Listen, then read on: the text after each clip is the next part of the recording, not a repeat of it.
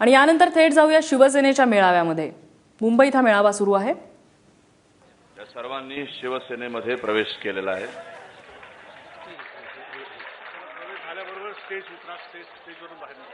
प्रवेश झाल्यानंतर शिवसेनेच्या शिस्तीप्रमाणे व्यासपीठावरून खाली जाऊन बसायचंय।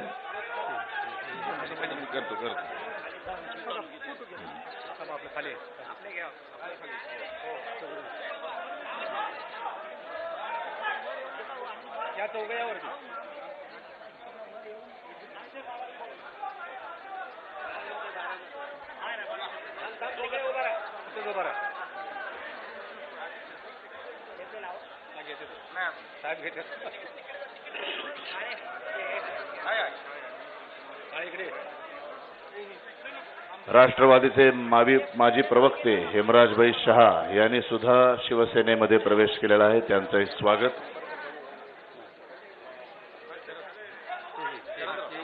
यानंतर नांदेड जिल्ह्यामधील